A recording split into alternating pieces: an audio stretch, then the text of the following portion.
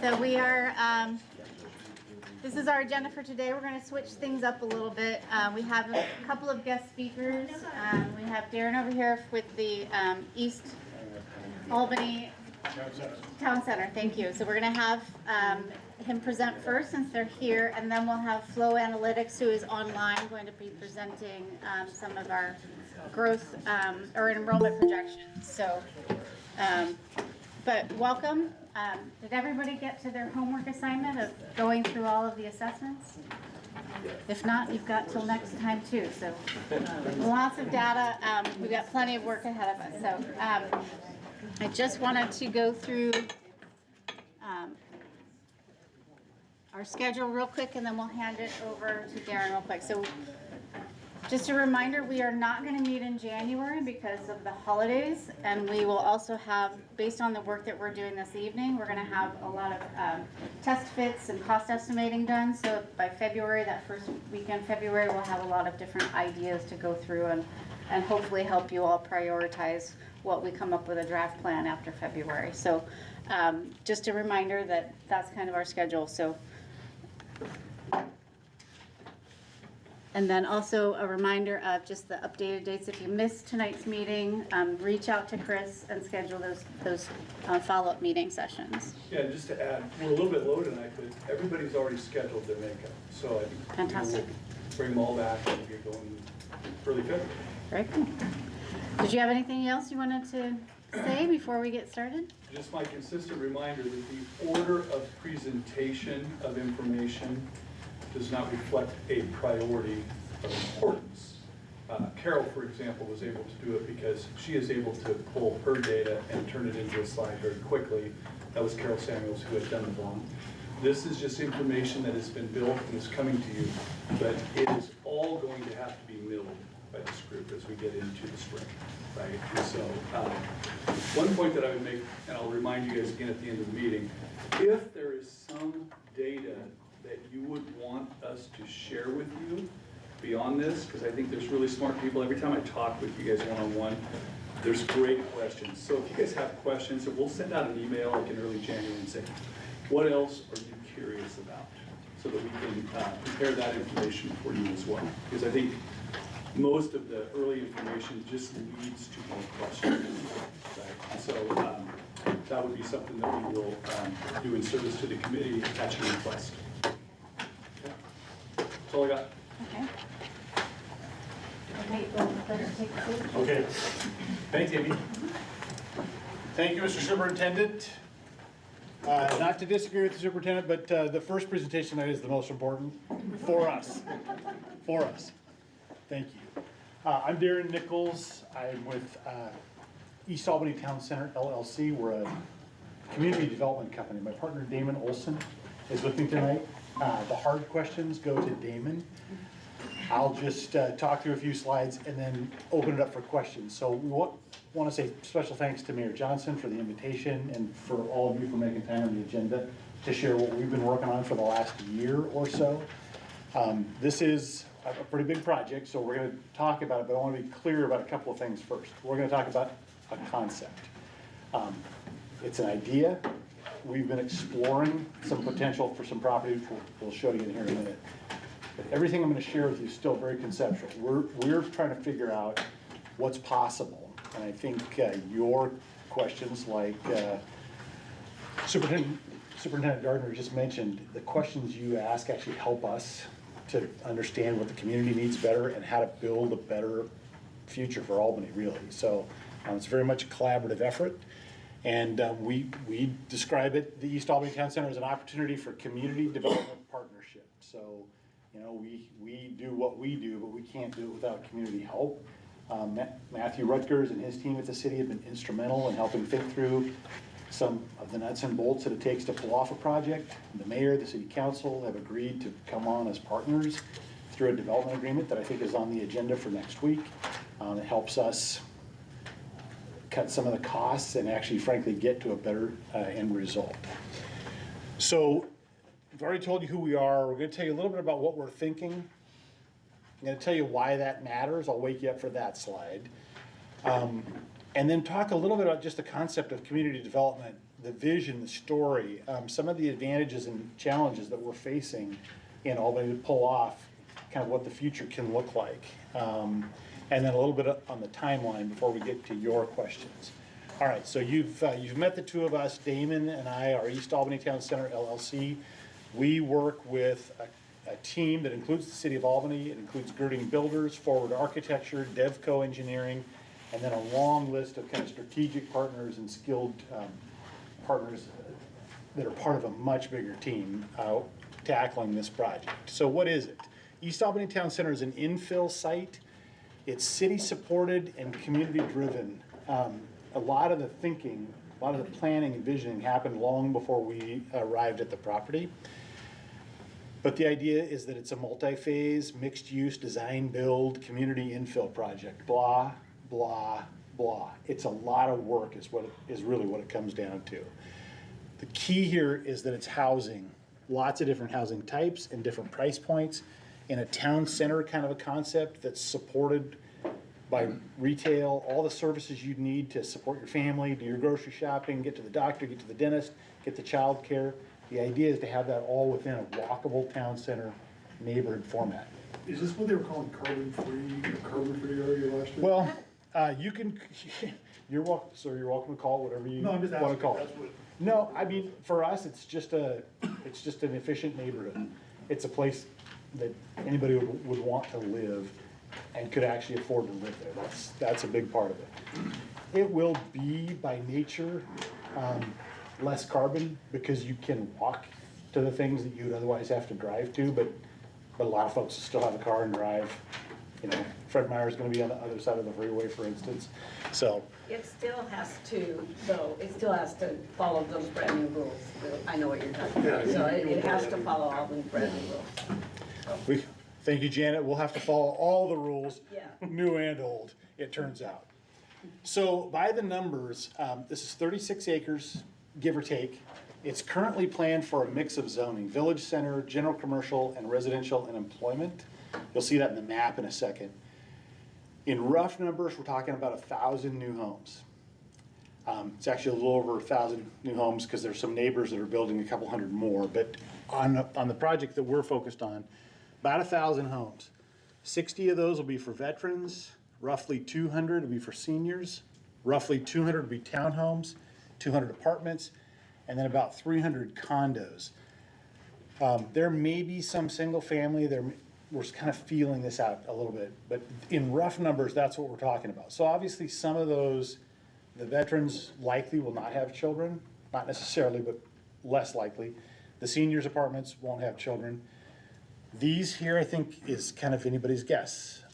They're gonna be priced to meet a working family or a working individual in the Albany area, so more likely to have kids, and school-age kids.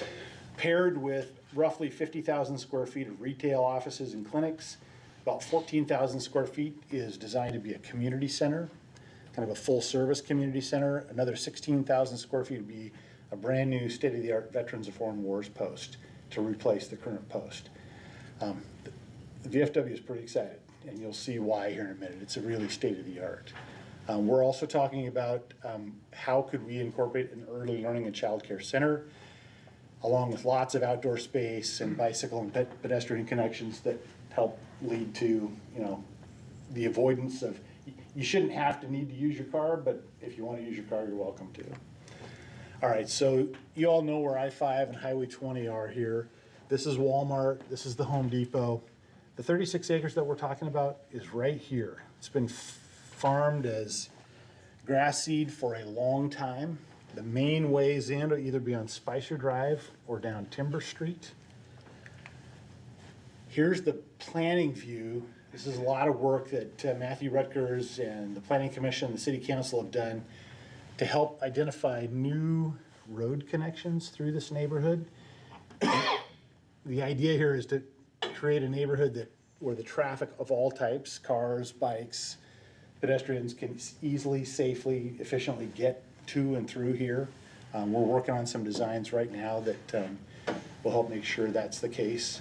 But this is the idea, is to incorporate or to annex this portion of Lynn County into the city and develop a new town center. So this is what it looks like from a zoning standpoint. This is commercial. This is the Honda dealer up here. The VFW post facilities right here. So this would all be sort of general commercial on the north end.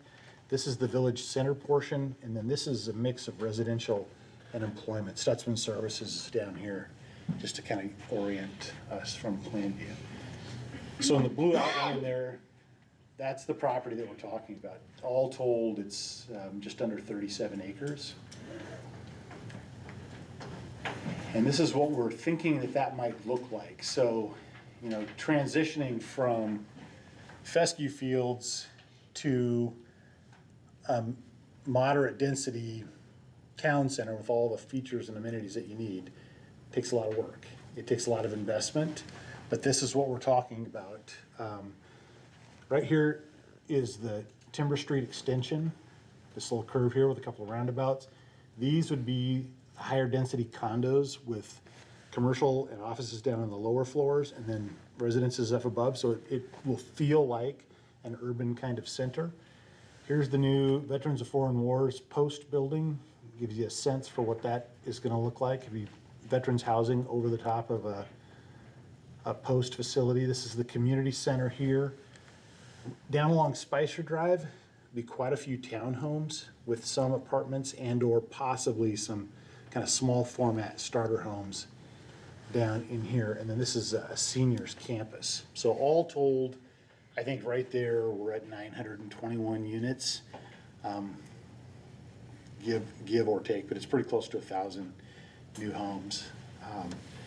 If you're paying attention, this right here is the first phase of the Colonia project. Did I touch that? Sorry? Touch it one more time.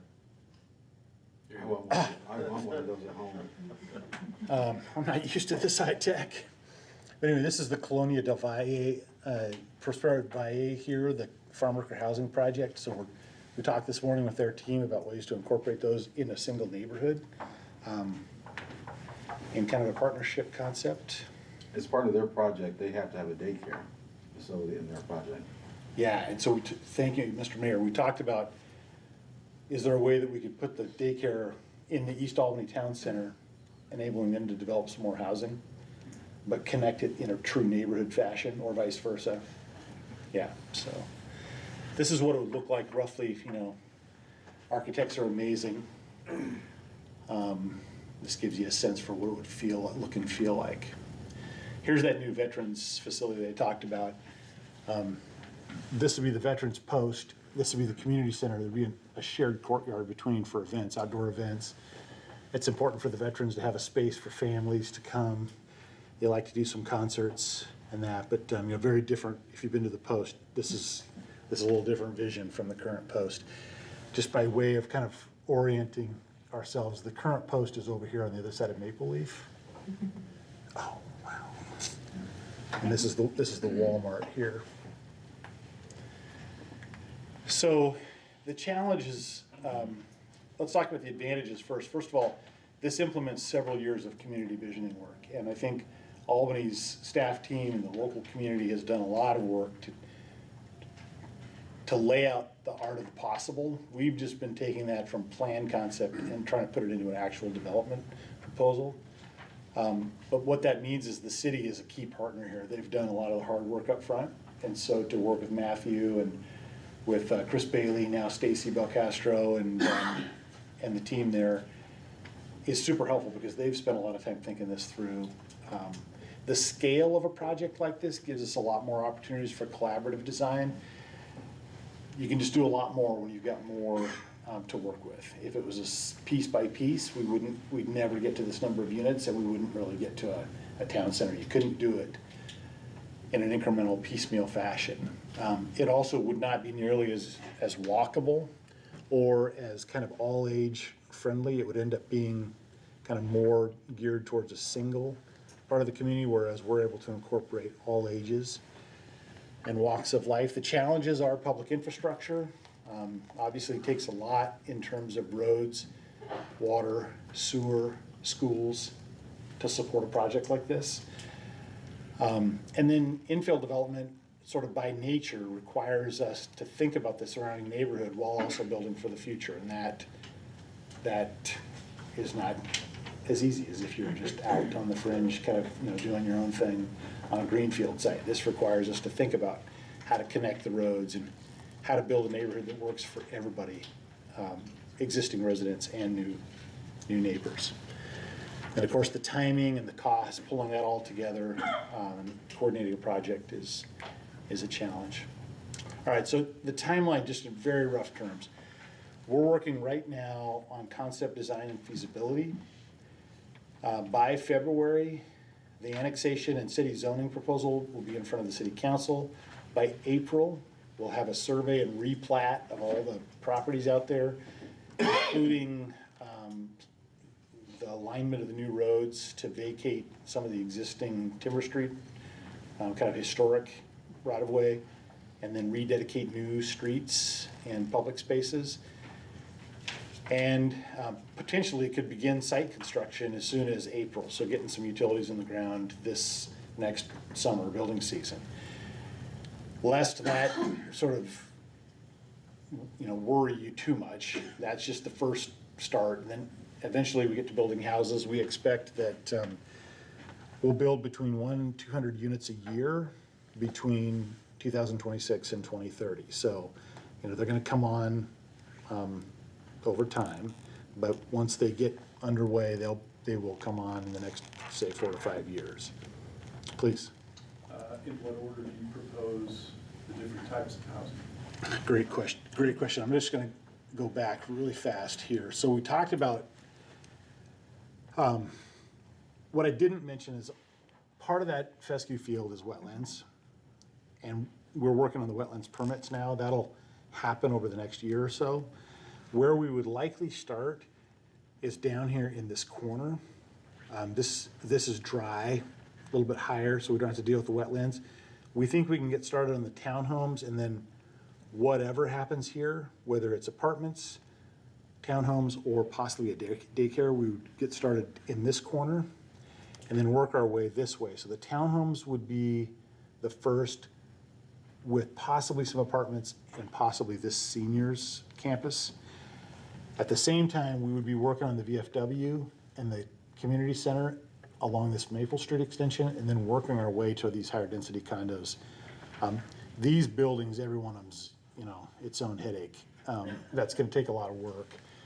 So that's kind of the way we're thinking in very rough terms, is start with the townhomes, some of the apartments in the seniors campus, and then work our way towards the bigger builds. So that white building, the big one, that's Walmart.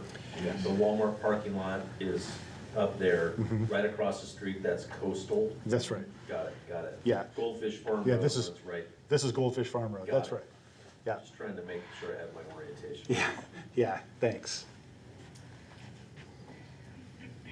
So the CEOs of Samaritan and Delta Dental have come here, and Moda would like to talk about the clinic, that's community clinic in the development. And they're serious about it. Matter of fact, some are coming on December 11th to go for a drive and look at the property, because they have concepts that they want to build. And with Multicare taking having affiliation with them, they've committed to investing $700 million in the counties where Samaritan is in. So this would be a great place to have a community clinic where people don't have to drive their car downtown. They can just walk to the clinic and get their shots or get care or whatever. Yeah, we'd love to visit with them. So there's a few places where they could go. They could end up in the seniors community over here. They could end up on the ground floor and serve kind of, you know, both communities, or they could easily end up in one of these higher density spots. Is a little easier to get to. But, so I think that is really the extent of our presentation. I know that's a lot in a very short period of time. Excuse me. With this type of development, is there anything any money that comes into the school district with it? Besides people moving in and having children, that ups our numbers? So the systems development charges that go with all this development would contribute, I think, to schools. To be honest, I don't, this They is do. kind of more, thank you. So there's the money per student in the general fund annual budget. it does increase the property tax base, which the way the state's funding structure, the property taxes gathered across the state are kind of pooled, and then you get an even number of money above that. So someone with a really high property tax rate is actually contributing more in property taxes, but getting the same per kid. And it's weighted, Yeah. right? So But there wouldn't be like any money for building schools. The excise tax. we do have an Yeah. excise Okay. tax, That's which is a fairly small dollar amount, but for the most part, there's no connection legally that would allow a district to stop or to, have leverage to say, hey, we need this much money. We have to work independently, but I believe in close cooperation. One of the things we're going to do next Monday, we'll have a joint city council board meeting. And one of the things we're going to do is they're going to share their transportation plan, and we are going to share this plan and process. So we'll have to work, and I think it's just going to be really important that we be aware down the line of what's coming and what we need to do. Just a tag on to that though, isn't, since this is an infill project, then this actually has been accounted for in the housing inventories and the projections for schools in the future. So that's the next presentation tonight. Okay. And I think one of the things that you won't see on the slide is exactly how, because I know that in 2021, they did do kind of an analysis of development. And I just went in and got my per unit number of kids generated off of the Corvallis website, and we'll be asking them about that. Good questions. Thanks. Great answers. Thanks for answering. Fake it till you make it. Well, fake it till you make it. This is not, there's no straight path forward to this stuff. It's a lot of back and forth, a lot of iterative, try this, does it work? No, go here. Who's gonna invest in this? It costs us probably $50 million in investment before we build the first house. It's huge, and we're not wealthy, out of town, big pockets guys. We're just neighbors. I live in Corvallis, Damon lives in Albany, but we believe in the future of Albany, and I think the fact that all of you are in the room tonight focused on the future of your schools gives me a tremendous amount of hope. This is the right way to do things. Get the community together, think about your future, make the hard decisions up front before the growth happens so that you're ready for it. Otherwise, you're trying to play catch up, and that's tough. So hats off to the superintendent and the leadership team here for getting ahead of things, really. I've worked as a community planner for 30 years, and it warms my heart to see community members spending time on a Tuesday evening trying to figure out the future of your community, so thank you. Yeah. There's my contact information. Don't be shy. We're approachable, and you're welcome to call or email, or please. Do we own any of the property over there off of Maple? Is that the street you just talked about? No. I don't believe so. Yeah. Thank you, Jerry. Thank you, Darren. Thank you. Yeah. Yeah, nice to meet you.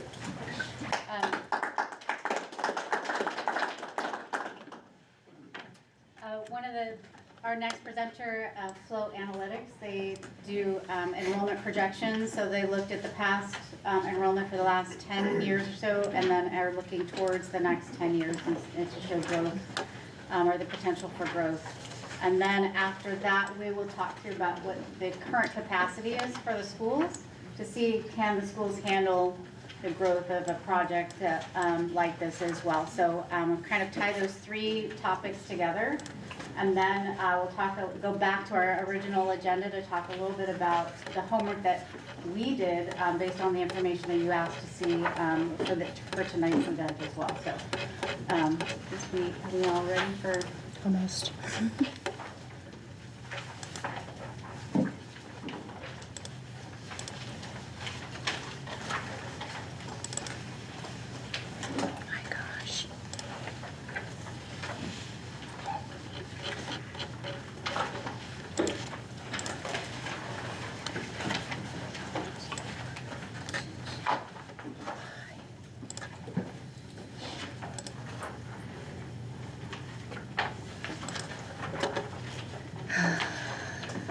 I'm sorry, everyone. I'm on, Becca, if you guys can hear me. Yes, you want to introduce yourself while I get the slide ready? Oh, yeah, sounds good. Thanks for having me, everyone. And thank you, Becca and the district, for accommodating me attending virtually tonight. Um, Feel free to chime in if I'm not speaking loud enough or if you have questions along the way.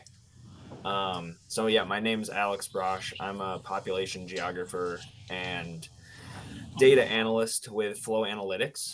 And I'll just tell you a little bit about myself and about Flow. I just recently had my 10-year anniversary at Flow, so I've been with the company since the end of 2015. And I have a background in human geography, applied demography. So I do a lot of work with enrollment data with school districts, but then I also help them with things like boundary reviews and changing attendance areas. But I'd say about 80% of my time is preparing enrollment forecasts. So that's what I'm going to be talking about tonight, particularly the district-wide forecasts. We're about 2/3 of the way through the work for Greater Albany. So district-wide enrollment forecasts come first, and once we have those set, we will allocate down to the school level. So I'll be potentially presenting that information, or you'll be getting it at a later time. Just a little bit about Flow. Like I said, we have a team of demographers, geographers, GIS analysts that help school districts and local governments primarily across the Pacific Northwest, but also really throughout the US. We have a couple of projects with school districts out in Maryland. We wrapped one up in Louisiana earlier this year. But our focus is on Oregon and Washington. And we do things like enrollment forecasting, enrollment modeling, like growing dual language programs or attendance area boundary reviews that have committee processes. And we support those technically, but also facilitating them. And I will pause there unless the slides are ready, and I can move into the forecast whenever you guys can see the slideshow. Yes, we are good to go, Alex. Are you on your third slide now? Overarching process? Does he want to share his screen? Oh. Ryan, will you unmute, please? Thank you.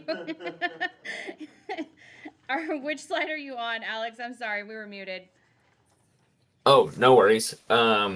I kind of just went over the first two about Flow, so we could start by the overarching process on slide 3. Okay, got it. Great. So we like to think of enrollment forecasts having 3 main components. And the first one is an assessment of historical enrollment. So we look at headcount enrollment, specifically October, and we look at it by individual grade and by school. And we also get as much information as we can at the student level. So we look at where student residences are so we can understand transfer rates, how many students live in a particular attendance area, how many end up at that school versus how many transferred to another school within the district for any given reason. We also look at students that live outside the district boundary but transfer into the district. So that whole process is encapsulated in the enrollment assessment. The second thing is demographic characteristics of the region. So we're not just looking at enrollment, but we think about trends in total population change over time. We're thinking about the number of births that are occurring within the district, age-specific birth rates, how many women of childbearing age, and total fertility rates. And then lastly, we look at current land use and anticipated residential development. That really helps us with the school forecast in particular. So which schools are potentially gaining students because of new housing, which areas might be declining because of aging in place.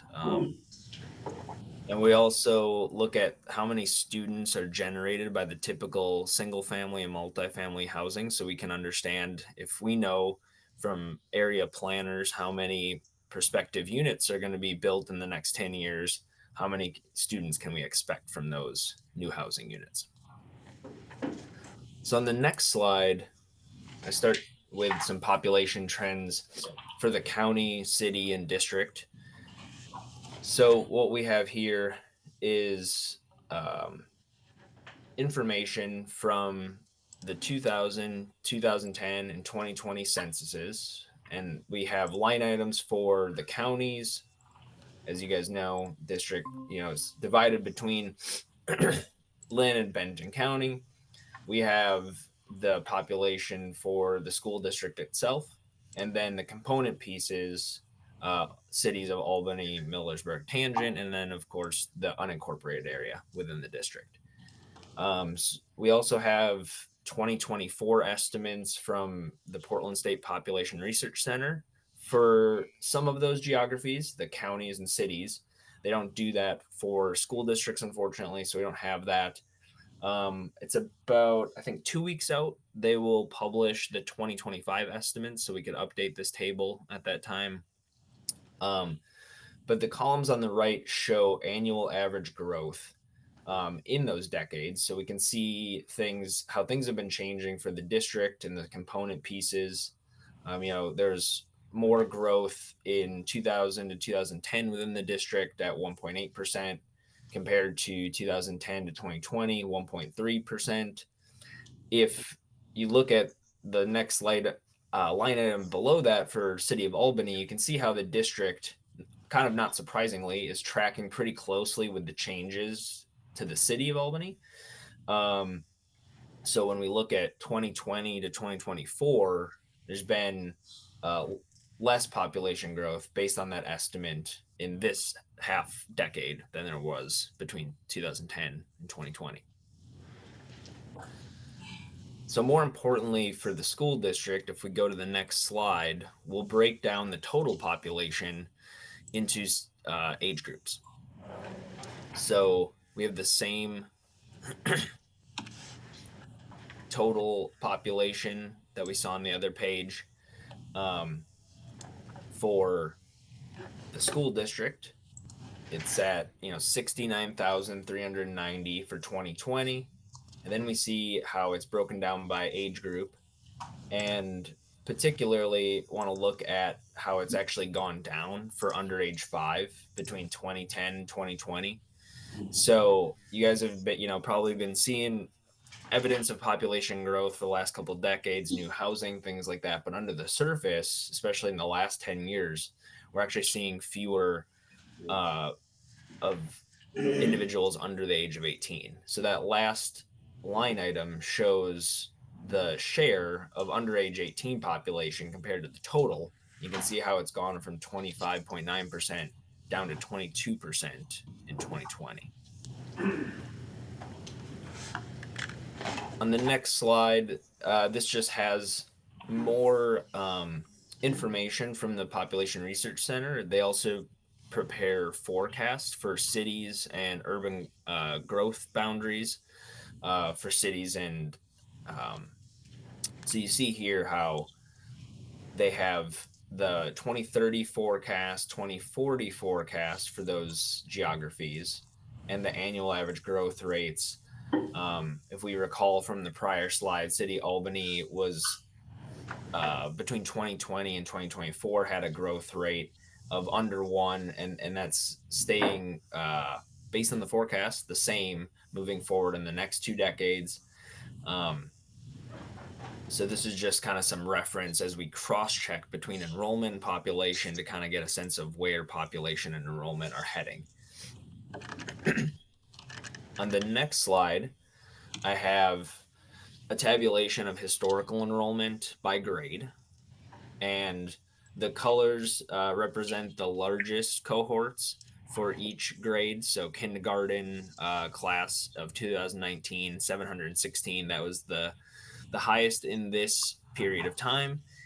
And then we see in 2025 a lot of blues. Those are the lowest or smallest cohorts for those grades. So as you guys have seen in that total row, and you're probably aware, is enrollment's been going down in the last 5 years in particular. Even after COVID, there was a bit of a rebound in 2022, but then overall enrollment's been declining since that point to that new low as of this October, about 8,500. And in some, that's a loss of about 1,100 from 2017 to 2025. On the next slide, we have the same information. It's a little bit small in the presentation. Apologies for that, but it's broken down by school instead of grade, so we can see the same information just from another angle, which is probably helpful for long-range facility planning and thinking about which schools are declining more than others, and if some have actually increased enrollment in the last few years from 2017 to 2025. Hey, Alex, we have a question from the audience. Sure. Is homeschooling factored in this projection? Not exactly. We can talk about that a little bit in a few slides with births, but what the information we get from the district is how many of the students that are enrolled with the district. It's pretty tough to figure out, especially for any given year that's not the decennial census, how many potential students there are living within the district. I know districts can track a little bit about if students were with the district and end up moving away or going to a different school, but I'm not quite sure how that works if they, start with homeschool from kindergarten. The district maybe would be able to answer that a little bit better. Thank you. I'll jump in, Alex. The ESD, parents who homeschool by law are required to enroll or sign up at the ESD. That does not capture all the kids. Some people just simply do not register. It's a pretty minimal requirement, right? And I don't think there's any enforcement. Sorry, go ahead. Thank you. Thank you. So if there's no other questions at this time, I can advance to the next slide, which just briefly talks about enrollment perspective. So when I'm talking about enrollment, I'm thinking about the students at a particular school, and that's including at a district-wide level, students that live outside the district but enroll with Greater Albany. And it also incorporates intra-district transfers. So those are the students that live in an attendance area but might attend school elsewhere, still within Greater Albany, but at a different school. Or maybe they're attending a special program within the district. And then that's different than resident enrollment. When I'm speaking about that is, where a student lives, and we're tabulating them by their attendance area. So to put that into perspective, on the next slide, I have, a table of district-wide transfer rates. And you can see total enrollment, K-12 matches the table from a few slides ago, about 8,500 students this year. Enrollment from within the district is about 8,300. And the next column over then shows, there's 165 students that live outside Greater Albany's district boundary. It's about 2% of enrollment.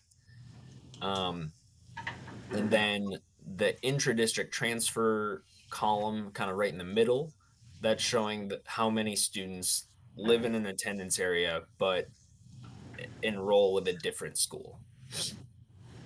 It's about 1,300 or 16% in the district. That's pretty typical, middle of the road. I work with a lot of school districts in Oregon and Washington. There's a reasonable amount of choice happening in those districts as well. So 16% is pretty typical, but sometimes, that can be the product of district policy. One school may be getting overcrowded or underutilized, and they try to direct some students elsewhere. So we can look at that school by school. The next 3 slides show what we call residence attendance matrices. And this gets to the point of, where students live, but what schools do they actually attend? So we could take Central Elementary School's attendance area as an example. So if we look at that first row for Central, we have 134 students that live within the boundary. And then the next column over 99, that's how many of the students actually enroll with Central. And then the remainder of the columns are the delta and where the students that don't go to Central end up being enrolled at. So the sum of that you can see on the far right, second to last column, that's 35 students transfer out of Central's attendance area. That's a transfer out rate of 26%. And then if we flip the perspective and think about how many students are enrolled at Central, we could look down the column for Central and we see, of course, the same 99 students that live in the attendance area and attend that school. But then as we also see students that live in other attendance areas and transfer to Central, as well as a couple students that live outside the district boundary and enroll with Central. So their total enrollment is 112. And we see that as a transfer in rate of about 12%. So Central in this case is kind of a net exporter of students. They have a higher transfer rate out than they do in. So try to give some perspective on, how kids are moving around the district, and this plays into how we forecast enrollment at the school level. Alex, can I jump in and just point out that South Shore Elementary, you guys see that? It is a bilingual school. Some parents transfer students out. You can see a fairly high rate out and also in, because it's a bilingual magnet school. Those students are taught in 2 languages, I think. Yeah, a lot of times there's a lot of good reasons for this, and sometimes it's illuminating to districts when they didn't expect, the transfer rates to be so high, but then a lot of them are explainable by special programs that kids attend and magnet too. We have another question. So similar to Alex probably, but what about the students that transfer to private schools, whether it be Santiam Christian or others? Do we Eastland know Christian. those kind of? Yeah, Eastland Christian. Yeah, do we know those numbers and do we care? I mean, because they affect, well, So we don't have, they're not on the state system, right? And so we have a general idea of how many, but for example, Santiam Christian is not even in our district. And so there's no records shared or anything like that. so you just know the kids that go to school, you don't know how many kids in those areas that are going to other places, not homeschool. Okay. Yeah, I'll just chime in and say that it's unfortunately kind of tough. Local research is sometimes helpful, but kind of more broadly, it's tough for us to look at private school shares. There's organizations nationally like NCES that does periodic studies on private school enrollment, and they have fairly recent data, but it's usually not the current year. I think for them, most recent one might be 2023. So sometimes we look at that to understand how much private schools are potentially pulling from public K-12 school districts. But it's not usually readily available. So the next 2 slides, we could pause on them, but these are the same residence attendance matrices. It's just set up for grades 6 through 8 and 9 through 12.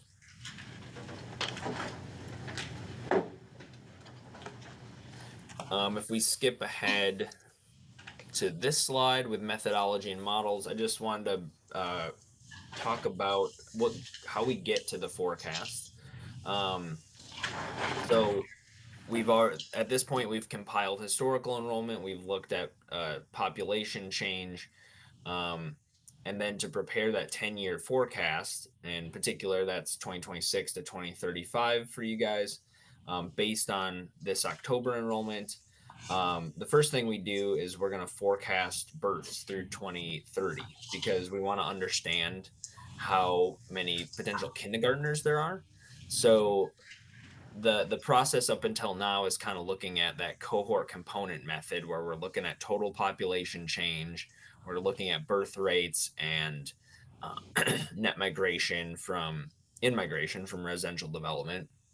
Once we establish um, a birth projection and a kindergarten forecast, then we can look at grade progression ratios, and we'll see a slide of this later. That's how many students are either gained or lost in grade transitions. So if you have 100 kindergartners, and then they become 105 um, first graders, that's a grade progression ratio over 1, and we can look later at the particular values for Greater Albany. So I think most importantly would probably just be to jump ahead to the next slide and talk about births, because chronologically that's where we are starting with to get that kindergarten forecast. I could spend like a half an hour talking about this slide, so I'll try to keep it brief, but if there's questions, let me know. So what we have here on the top line are the number of births to mothers residing within the district. We have a data sharing agreement with the Oregon Health Authority, so we're able to obtain this information. Like I said, it's mothers that reside within the district. So this could be, we just got a question about this the other day. It could be, people that have their birth elsewhere, whether at home or outside the district boundary, but we still receive those numbers because it's for women that live within the district. And in this line item, darker blue shades, those are higher birth cohorts. So you can see how, 2015 through 2017, those are some of the largest birth cohorts in this time period. Since then, especially, 2021 and thereafter, the number of births has been going down. That's reflected in the chart below. So then if we look straight down, if we look at 2011 and 2012 on the far left, there were 755 births. 5 years later, in 2017-18 school year, 698 kindergartners. So that produces what we call a K to birth ratio, or a ratio to births of 0.92.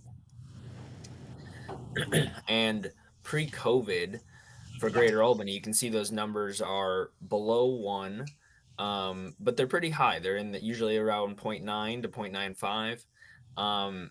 That's pretty good retention. We expect there to be, usually, unless there's a lot of in-migration into a district, these ratios will be below 1 because there's a couple things at play. One is people might have their child within the district or live within the district at that time, but then move away. So there's out migration. And then, as we've discussed, there's choice, whether it's private school, homeschool, or other, that are drawing those kindergartners elsewhere. So having a ratio that's in the 90s is, comparably with other districts I work with, pretty high. And then what we've seen with almost every district is in 2020, of course, a lot of kindergartners didn't show up. The births were there 5 years earlier. We see for you guys it was 794 in 2014-15, but they didn't show up in 2020. Maybe they came back a bit the next year. For you guys, the ratio stayed pretty low at 0.73 and then 0.71. There was some rebound of that in 2022, but you can see that on average, since COVID, the ratio has been lower than it was pre-COVID. And unfortunately, it dropped considerably this year. So there was a birth cohort of 769 in 2019-20, but that only turned into 516 kindergartners this year. So what we do to get our birth forecast for 2025 through 2029 is we're looking at population change by age group. So thinking in terms of 5-year age groups, women of childbearing age, we look at total fertility rate. That's how many how many children a woman has during her lifetime. So you guys might have heard this, like national news. The US used to be at like 2.1, which is replacement rate. That was maybe like 10 to 15 years ago. It's about I think nationally about 1.4 right now. In Oregon, it's a little bit higher at 1.6, I believe, as of 2024. So we're looking at those things to form our birth forecast. And for you guys, you can see how it's just a little bit above some of the recent lows, like 2024 was 683. The numbers that we have are more akin to 2022 and 2023, and they're not getting back to pre-COVID levels. So then once we have that, we establish what we think the K to birth ratio is going to be in the future. So you can see how for 2026 we set it to 0.72. We think that this year that low of 0.67 was an outlier, so we've taken it back up to the post-COVID average through the forecast period. But what that means for the next 5 years in particular is you see how the number of births have been lower those years, particularly 2021 through 2024. That's going to end up most likely producing some smaller kindergarten classes than you've had in the recent years. Hopefully not as low as 2025, but lower than the previous, 5 to 10 years. I'll pause there. That's a lot. See if you have any questions. I have a question. Make sure you speak up because this is the mic. I'm sorry, go ahead. No, I was just saying, make sure you speak up because this is the mic. Are foster youth considered at all or factored into this? Like Let's children see. that end up in the foster care system rather than entering kindergarten or perhaps transferred out of district or somewhere else? They would be captured in the birth data if the births occurred to women living within the school district. But if they didn't end up as kindergartners, that would be what causes the delta and the lower than 1 ratio to births. So they're a factor in causing that ratio to be lower than 1, yes. Can you explain why you show a rising birth forecast for the next 5 years? Yeah, it's slightly going up. So as we saw from the population slide, the Population Research Center at PSU, and just generally there's been population growth within the school district, albeit lower than it has been in previous decades. So looking at population change over the past few decades to forecast population in 2030, we think population is going to continue to go up. The issue is that not knowing if those total fertility rates are going to continue to decrease as precipitously as they have the past decade, or if they're going to stay relatively similar to what they are in 2020.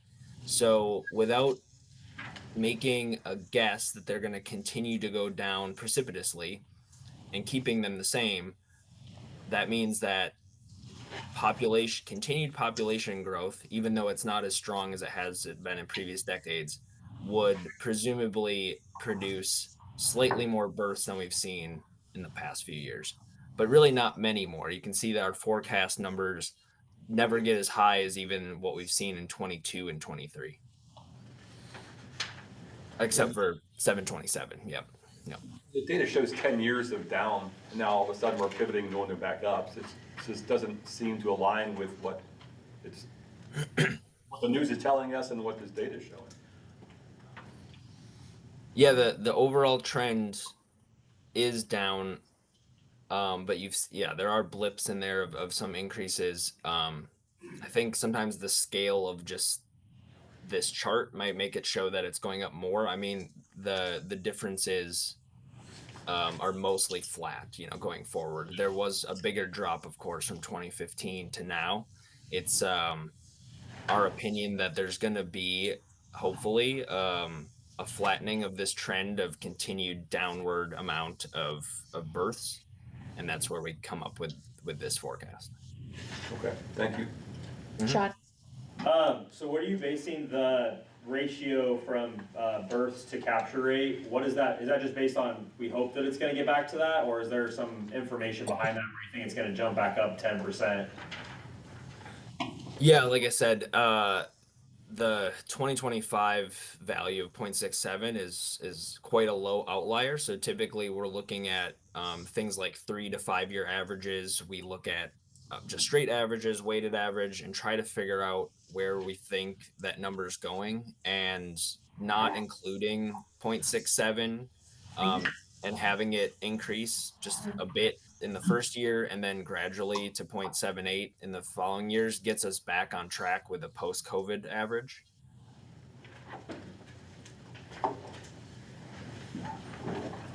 Since we've seen it as high as 0.81 in 2022, it's been kind of jumping around a little bit to make a decision that would go way up or way down. We favored omitting the outlier of this year, presumable outlier of this year, and going with the average of post-COVID.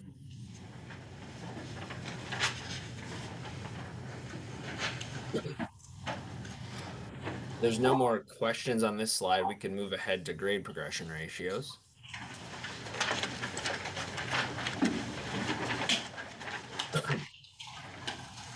So this is what I mentioned, is looking at how students advance from one grade to the next.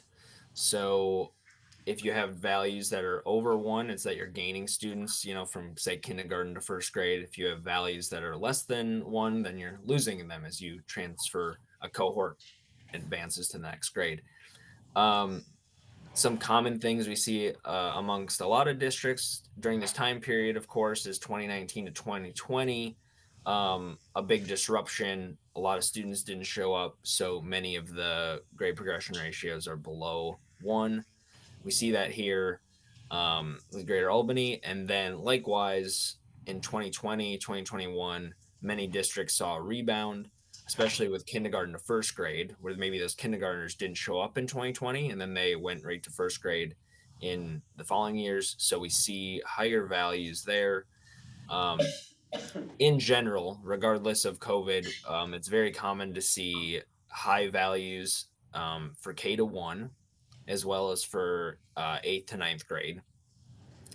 There's situations, whether it's a private school or homeschool, where maybe that was possible for elementary and middle school. Kids end up going to their public high school for various reasons. So that's why we see a pretty large increase then of 8th to 9th grade and having those values be over 1. And then it's not uncommon to see lower values for upper grades like 10th to 11th and the 11th to 12th grade transition. Students either dropping out of the system or choosing to do some sort of college prep work.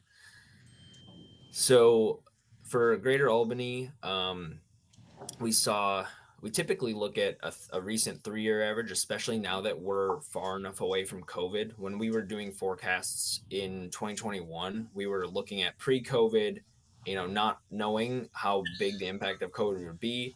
Now that we're far enough away, we typically start with a 3-year average of GPRs that help us form that projection in the far right column.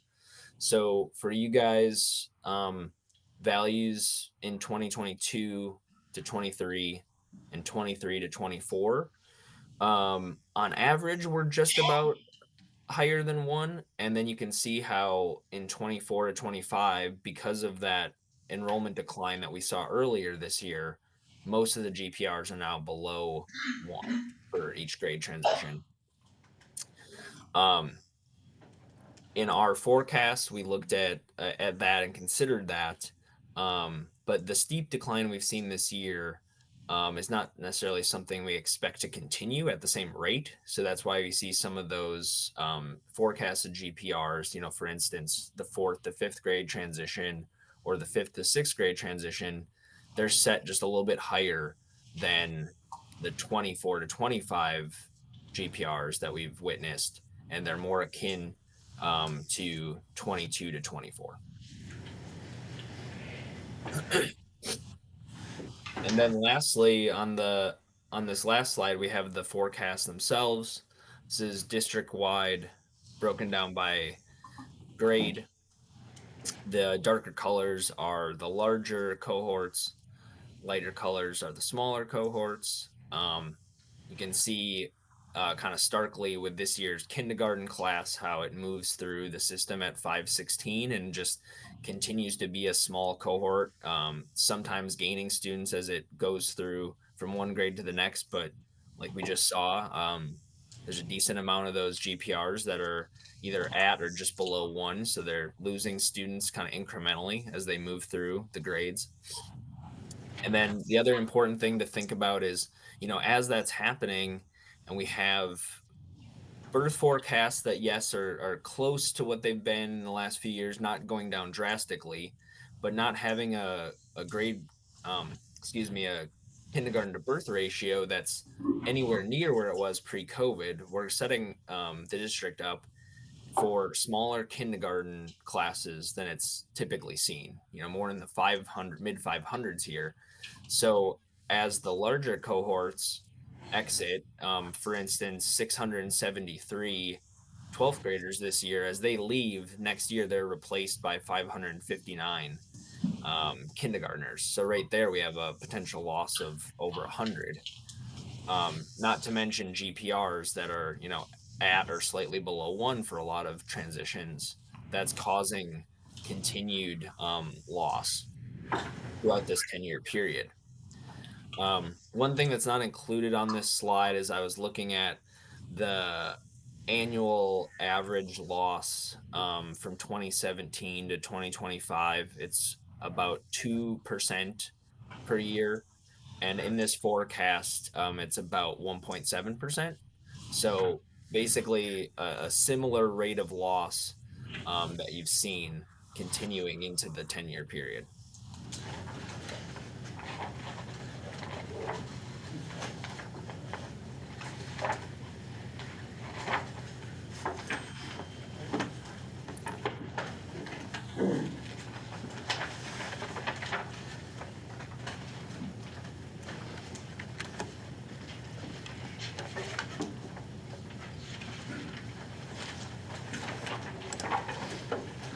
So Alex, here's a couple questions. This is Andy Gardner. Your methodology incorporates developments, but you're preliminary at this time and those aren't completed yet? Right. My colleague is working on that. We've contacted area planners. We have all the information. So what that really helps with is breaking down district-wide forecasts to school forecasts. But that's not to say that it wasn't also included in the district-wide. So individual, developments might not be highlighted in this presentation, but generally looking at how much development has happened the past 5 to 10 years versus what we found out is projected to happen in the next 10 years, that's kind of considered and also baked into grade progression ratios. So for districts that I've seen a lot of more development ramping up, more housing units being built, more people moving into them, in migration into the district, you'll see grade progression ratios that are well above 1. Whereas when you only have the amount of housing that's sustaining the population, or it's adding population that's not having as many kids, then you see grade progression ratios that are at or below 1. So generally that's kind of factored into the district-wide forecasts through a couple different parameters, and it's considered. And then what we'll include in a later presentation is, we'll have the information we receive from planners on a map, number of units, whether it's single family, multifamily. We try to get as much information as we can. For instance, if it's apartment complex, the bedroom breakdown, because if you have a 2+ bedroom set of apartment units, it definitely produces more students on average than studios and 1 bedrooms. I don't have the numbers in front of me, but my colleague is also preparing student generation rates that could also be called student yields. I think maybe at the tail end of the last presentation, I overheard something similar. It's, looking at how many homes have been built in the last, we typically look at the last 10 years and how many students are living in those units so that we can understand how many students are produced by a typical single family home, typical multifamily home, and then we can apply that to the information we have on prospective development that's going to occur in the next 10 years. Thank you. So more to come. Yes, definitely more to come. You could have your colleague look at City of Albany's housing implementation plan. That might be a good source for him or her. Sorry, can you repeat that? Yeah, you can have your group. Oh yeah, my colleague. Yep. Your colleague look at our housing implementation plan. It's a pretty thorough document. Okay, yeah. If he hasn't already, I'll definitely point him to that. Thank you. Any other questions for Alex? A question to the mayor, on building permits. Okay. So how does this track with what you've seen in trends in building permits, single-family residence, multifamily, as it relates to what we're seeing in students? If the decline's going on in students and we're building more houses, or is it flattened as well or decreased? We're still building. I mean, out on Lockton Road, Hayden just added 110 to their development, plus the initial 176. These are smaller footprint homes. And recently, the city council, we gave their ability to defer their SDCs to occupancy. And so that's generating a lot of building as well. So we're trying to figure out ways to create smaller footprint homes so young families can buy a home and live and build equity, build wealth, and then sell that house and move into a bigger house, which frees it up for that next younger person. And a lot of seniors are selling their paid-off homes or big homes to move into those smaller footprint homes, which frees up a house for the market.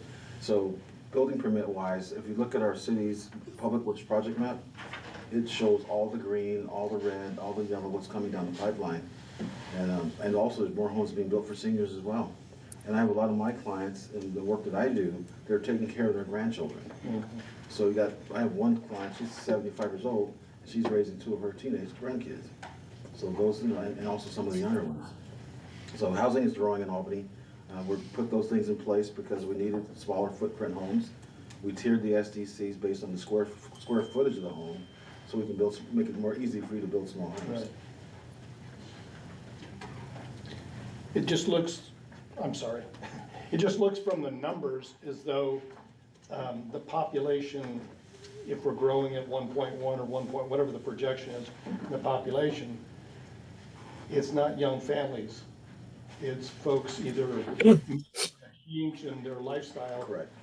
Without children. So the goal is to incentivize by putting a smaller footprint product out there so they can buy one, enter the market, and have their kids go to school in Albany.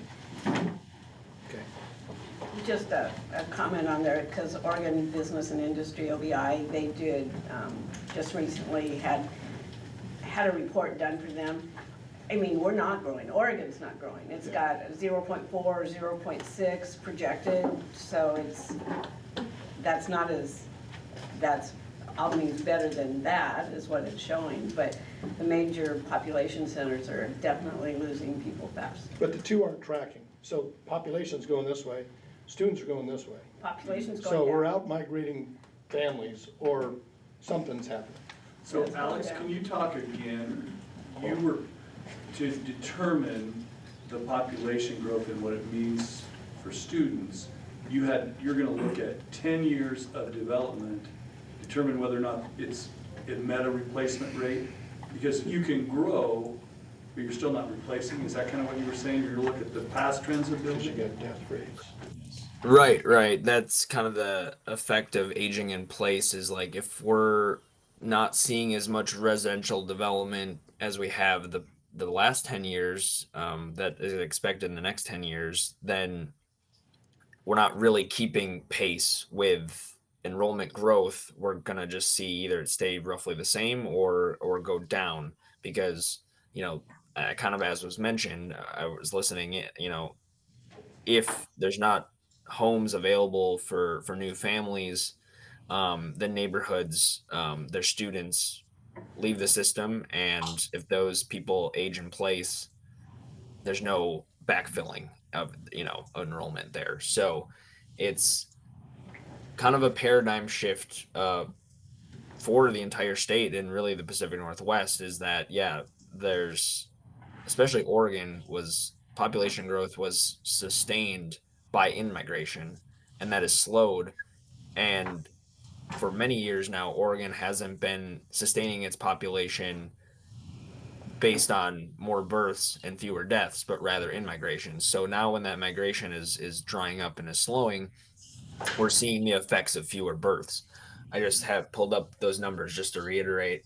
The fertility rate for the US right now is 1.6 as of 2024.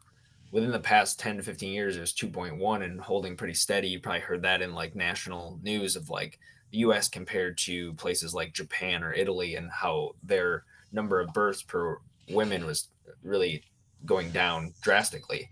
In Oregon, as of 2023, it's 1.4. So, compared to national, it's a little bit lower. I don't have the number in front of me right now for Greater Albany, but yeah, just generally, like you can have this phenomenon of a population that's growing or growing more slow, maybe more slowly than it has been, but it's the inverse is happening for enrollment because as we saw with that one table, the population growth isn't happening at the ages under age 18. Thank you.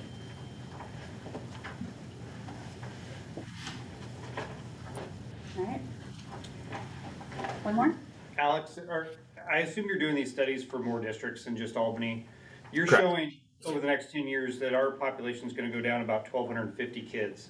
Is that pretty consistent across the districts you're looking at for a decrease, or do you have some cities that are growing very strongly? I can definitely provide more rough numbers for a few districts. You're correct. We're working with districts, many districts in Oregon and Washington. I would say generally 80% of them, the enrollment is declining. Whether it's, that within that percentage that we have for Greater Albany, I can't speak to that immediately, but I could definitely share that at a later date to kind of position Greater Albany within a context of some of the other districts we work with in Oregon. Thank you. Okay. Any other questions before we move on? Thank you, Alex. Thank you, Alex. Thanks, Alex. Thank you so much. Have a great rest of your meeting. I just want to get through two more slides and we'll give you a break because the two actually correlate to what Alex was just presenting.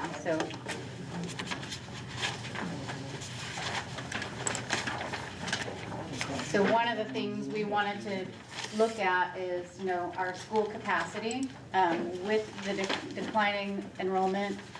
There are schools that are not declining enrollment, and so we also wanted to see with the East Side project coming on board, do we have the capacity to handle potential growth? If we've got 1.5 kids per household, that could be up to 11 to 1,300 kids or potential students. The difficulty part, as Alex was kind of touching base on, is we don't know what ages they might come in at. We don't know if those kids are out of the public or going to private school. So getting to the point where using those new developments and in the projections is a little tricky until we know what maybe the bedroom count is. We've got more than one bedroom apartments, condos, and so forth. So it's a little tricky, but we wanted to show a couple of slides about the current capacity of each of the schools. And this is actually kind of correlates to the historic enrollment slide that Alex had up here too. So I'll talk a little bit about that, but you can see that the majority of the schools are fairly under capacity. There's a couple outliers with Meadow Ridge, North Albany, and then we also have Timber Ridge as well. So that kind of correlates with this diagram that shows the high points and the schools that are actually seeing some growth in their enrollment in that region. And that's really similar to where the area of where this new development would take place as well. So those schools, Meadow Ridge and Timber Ridge, are in that area, that neighborhood. So Can I ask you a quick question? Yeah. Do these numbers just go based on like fire marshal capacity or are set like class size limits? there's a contractual contract, there's a contract that limits the number of students by age. So every age group in elementary has a different number. And then there's also a Title I category that reduces that number as well.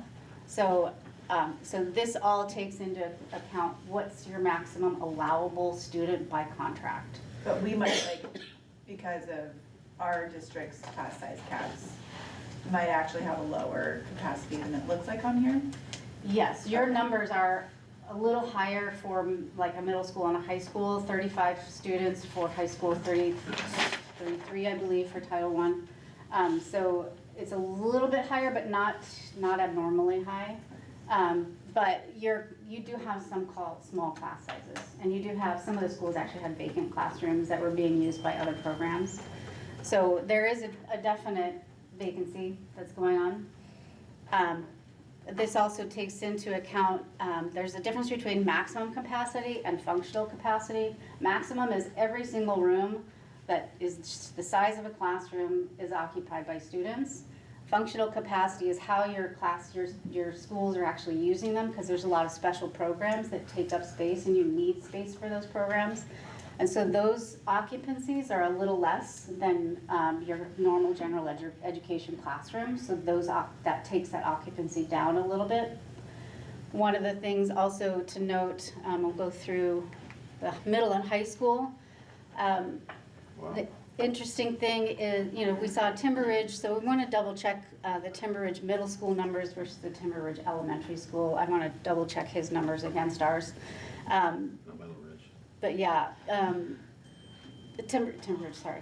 And then the high school in particular, South Albany actually does correlate with his chart here that shows that they do have a higher enrollment going on right now.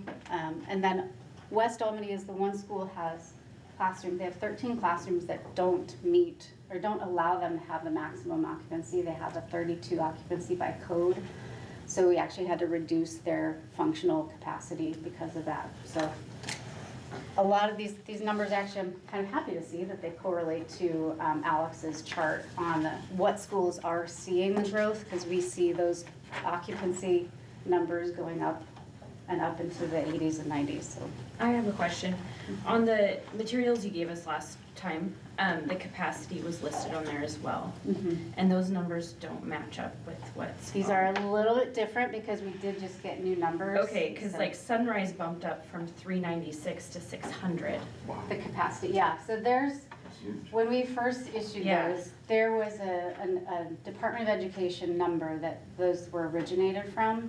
And so when we went back through and measured with the contractual occupancy or capacity numbers, those numbers did change. So we should go off of this? Yes, do go off of this number. These are current. We did get updated numbers just last night too, so these are accurate. Do we have a only online elementary number? We had, there were, the numbers that I got, that we didn't have any numbers for this year for online students. We could get that for you. Andy, the online numbers are in their resident schools. So Albany Online, it's not its own school. So the numbers for Albany Online are held within the schools that they come from. So for example, Central's number is, their actual enrollment is 112. Some of those kids may be Albany Online students. So I can tell you that the number of, there's 154 total kids in our online program. However, those numbers are accounted for within our schools. Does that make sense? So like 140 are elementary on the online. We can update that number. Yeah. Pull those out so you can see kids in the building. Can I ask a question about the code? You said at West Albany, there's a certain number of classrooms by code that are restricted? Building code allows 20 square feet per student in every classroom. There are 13 classrooms that have about 650 square feet.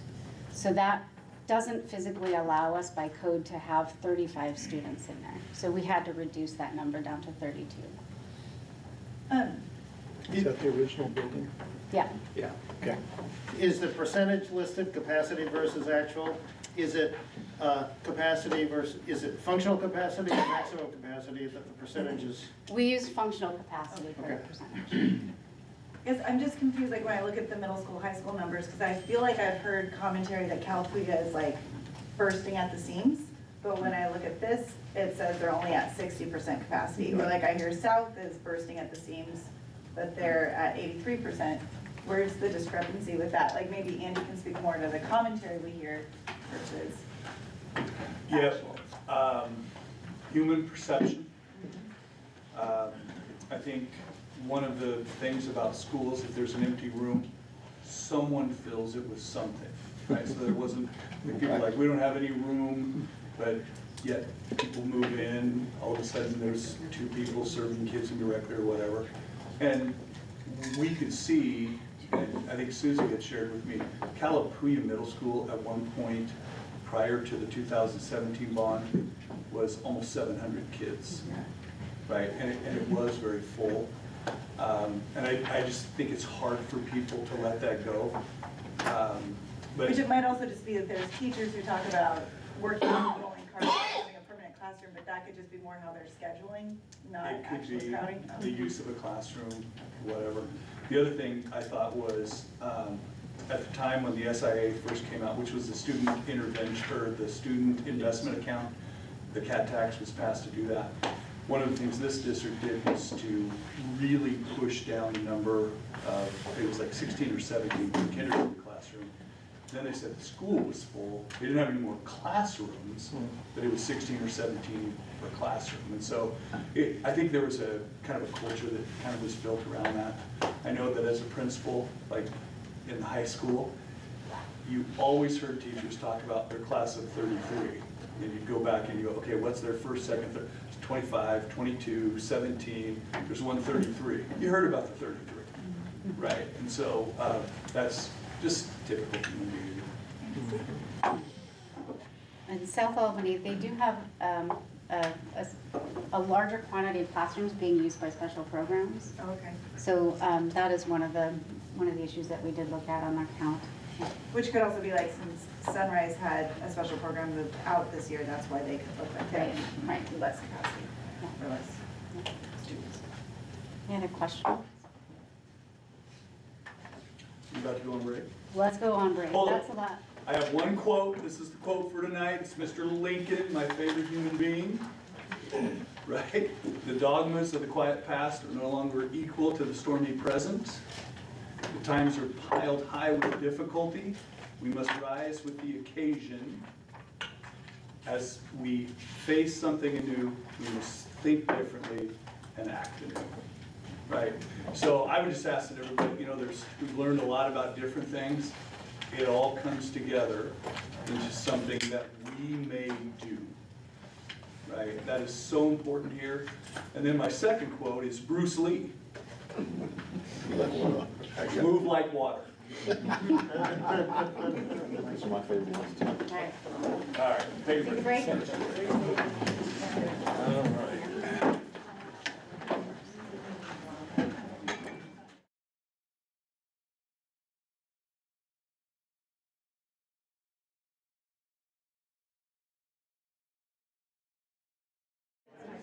My kids were admin, but he was theater. Okay. Gotcha. Very cool. Nice. I don't know.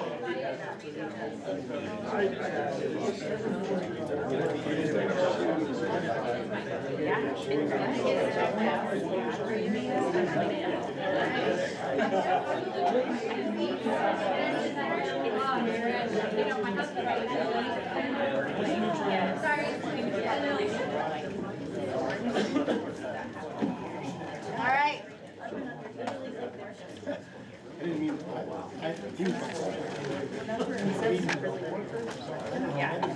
Oh, really? That's funny. Darren? Yeah. All right, thank you, everyone. Sorry, I know it was fast. For the sake of time, so I noticed on the agenda there were a few items that were homework items that we were responding to questions that you guys had from us last time. We're gonna skip over those today, just so we can move on and you have plenty of time to do our group exercise. The information is in your packets, so it's in there. We looked at Waverly, South Albany, and a couple other things. So, information's in there. We'll move forward. There we go. Thank you, Joe. Okay, so just to remind everybody, we're workshop 3, so we're in the ideate, in the concept development. So really we're looking big picture. We've given you a ton of information, right, over the last couple of workshops. Now we're gonna look big picture, look overall at a big concept, and then the next time we'll come back with we'll look a little deeper, a little bit further with more detailed information. So we're gonna do a small group exercise to kind of prepare ourselves and to give us information to come back to you guys for the next workshop. Okay. Ooh, it's a lot, it's a big chart. So one of the things that came out of the last workshop was you guys identified really kind of as a group that you wanted to look at providing the basic needs for all of your schools. So whether that be making sure that it's warm or that you have a secured vestibule or whatnot. So we went through and made a chart that indicates, and all the red X's mean that that school needs, so let's look at Liberty Elementary, does not have a secured vestibule. Or it needs envelope improvements, so that could be siding or windows or something like that, okay? We then correlated that with a dollar amount, and I'm gonna caution everybody because some of these numbers, like cooling, where are we at? 174 million, is a lot bigger than what we looked at last time, and that's because we're including actual construction cost and then soft cost. So we're talking permit fees for us lovely design people, because it does cost money to design stuff. So, so those numbers are, I'm gonna say inflated, that's not the right word, but they're a little bit bigger than what we've seen. There's also escalation in there. Oh, escalation, for sorry. Building in 2028. Yes. Quick question, so that's for, that line item would be for, to fix all of those? All of the Okay. schools. So we're looking at district-wide, just big picture concept, thank you. So then you can also see, so based on, let's say, secured vestibules, the red shows you have 80% of your schools need secured vestibules. Okay, and you can look at some of these other numbers like site irrigation work, 90% of your schools. And then we also did the bottom so you can kind of identify what schools, let's say North Albany Elementary, big surprise here, 81% of the items that we listed on needs, it doesn't have those needs or needs work on those needs. So you can kind of see the red items kind of indicate, let's say, problem areas of providing those basic needs. You'll also notice at the bottom there's a big dollar line of 321 million just to provide those basic needs. Oh, I don't know. Let's just do all. Chump change, right? Okay. Sorry, I'm going to speak fast. But we also went through and updated that district map based on some of the comments from last week or last workshop. So we provided a poverty rate that's in the white box on all of these. And then we also provided a demographics as well in the pie chart. And then we also did go through and update those capacity and enrollment numbers based on our updated information. So kind of brought everything up to speed. Those are in your packets, and you also have a big map for that too, for exercise. I don't think there's anything too shocking in there. So as part of this exercise, this is also just a reminder of the levy rates that we looked at the first workshop. You can kind of see that $2.20 levy, that kind of keeps you guys at the same rate, so no change within the district. That's looking at 168 million. And then we had increments for those dollar amounts, 5 cents, gets you, another 6 million. Sorry, I have to do math on the fly. So you can kind of see those. Those are also on your tables. Okay. 235 brings in 184. Yep. So this is all in preparation. So based on all the information that we've learned over the last couple workshops today, enrollment numbers, all of that business, and those documents, we're going to do a small group exercise. So in front of you, you have those big maps. You have a concept 1 and concept 2. It's kind of your bill, let's call it. It's our budget plan. And then you also have, like I said, the levy rates. And then that lovely chart so that you can actually read it, because I know it's very large. And then you also have strips of paper that are those budget items that we all talked, that you just looked at, that correlate to that chart. So, these are not a good example, sorry. Envelope improvements, 5.4 million, okay? So you're gonna take those, which I'll also add, that we have a few additions just based on conversations within the group that we've given dollar amounts to from a cost estimator, so we're looking at those escalated and soft cost dollars, or like an elementary 6 classroom addition. So let's say you wanna get rid of the modulars, replace it with 6 classrooms, something like that. We also have like replace remaining West Albany was on there, big dollar amount, sorry. And then we also did provide you a blank piece of paper. So what you're gonna do is you're gonna come up, hopefully, with 2 concepts of balancing that budget. To try to figure out In 30 minutes? what priorities you want to do. Now remember, we've left your actual total blank, so you kind of have to land on a total levy or bond amount. So if you say, I want cooling at 174 million for all the schools, you're going to have to up your levy rate. Okay? So this is where we want to think about priorities, what we want to make sure we provide across the district. You do have, like I said, the blank ones, so you can fill in, I want to replace all that casework from 1940 in half of our schools, let's say 10 million extra. But you can also kind of total out, round out your amounts with whatever. You'll see on that example, I said, let's add cooling to 2 to 3 schools. Let's try to make an improvement. Okay? All right. What's an envelope? Envelope, we consider it the outside of the building, so siding typically, that kind of thing. But not the Yep. windows. So roof's different. Windows is a separate one, because that's a major line item. So this is just an example. I think it's pretty good, not gonna lie, but looking forward to get you guys providing those. You're gonna work together. How long is the bond? Is it a 10-year bond? It What are we was looking at? 20 years, I was right? gonna ask, is that, because in the past, there was one that 10 years, when 20 was proposed, that was not a popular number because it was too far out. Yeah. So is 20, 20 is kind of like the typical average, and I believe that's what the district has talked about Yeah, that's the previously. number she proposed on her, if we stuck with the current levy rate, she proposed a 20-year levy. and she is, Who is she? It was the Okay. first meeting, yeah. Yeah, from our first workshop, yeah. So question? Yes, So this is an example, correct? yes, just an example. So is that the number that's on the recipe? Yes. that we Yes, need? so your dollar amounts for each one are all the same, everybody has the same ones. So it's just kind of figuring out, like I said, how many things you want to tackle, or if you want to tackle one big thing. Okay? What So- is the current bond rate that you write? 216. Just right here. Okay, so we will ask everybody to report back in 20 minutes. We want help. We have 2 of us. 30 minutes. Okay, 30 minutes, 10 It after. takes like only 2 people working. 10 after, is that right? And I couldn't do it. Just you? Just me. Well, Just bring. we invite you over to that. Okay, all right, here we go. You're still taping, can you listen and tape? Yes. Quietly.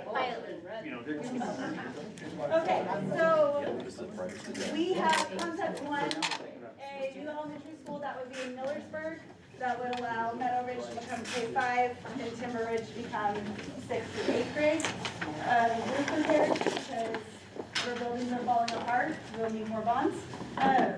ADA compliance felt like a non-starter, like it has to happen. And how do you choose one ADA element without the others? Because what's the point of having ADA restrooms if they can't get in the building? Removing asbestos, because that seems like a long-term positive choice, because we can't make further improvements in the building unless we have dealt with the asbestos. Secured vestibules for safety, for obvious reasons. Replacing buildings at south, window replacement. And this was not pushed by me completely. Closing central and adding on. Chris, they agree. $40,000, that sounds like a deal. Because we know that, oh, that was 40 million, sorry. But we know that Central's only talking probably adding about 200 students on Takina, and if that's 600,000 students, we felt like maybe we were being generous with actually 40 million, not 40,000. Concept 2 would be either replacing the remaining West Albany building, which we don't think would go over well with half of the town, or adding cooling in all our buildings, but I do need to add a caveat. The max feels like the 174.9 is very highly inflated, and that we could actually do it for 20 million, so maybe it could belong over here.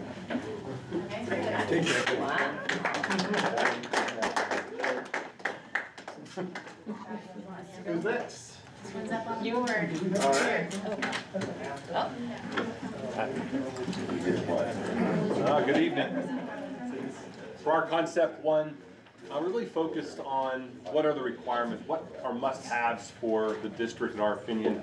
So focusing on those core things, window replacement, roof repairs, fix the heating, and secured vestibule was really our top 4 that we say are must-have for the board to consider. After that, it's what would we like. The lighting replacement seems reasonable. The ADA restrooms, it's a common sense. I'll skip these 2 and come back to them. And then the last big one we had was focusing, this last one we did focus on the west, to appease the other half of the town. It does make sense though, right? To replace buildings 2 and 3 at south. So with those ones, not including those 2, were 77.6 million. We do agree to keep the bond, the levy rate the same as it has been. It was a delta of 90.4. So between the 90.4, how can we tackle some of the cooling and focus on maybe replacing a portion of west that is in most dire need, would be our recommendation. Thank you. Okay. Your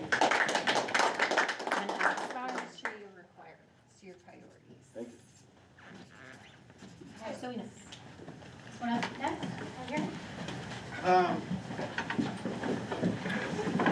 So, figuring closing North Albany Elementary and Central, but then adding back classrooms somewhere else, probably Oak Grove and somewhere else, and be an offset. We use these numbers because these are the repair costs.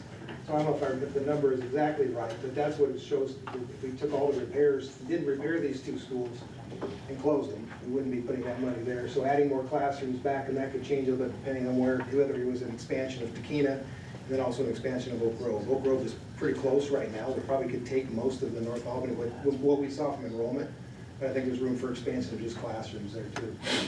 ADA fixtures, ADA hardware, restrooms, of course, roof repairs, keeping separate health rooms.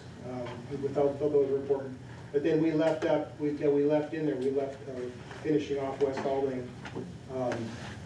primarily because that was kind of a promise made at the first bond. I think there's an issue there too if we don't do anything or continue to piecemeal that one. I don't know how you create. It'd be an interesting design to figure out how they can continue to piecemeal that. So anyways, we left that in there, and that got us at about 164 change.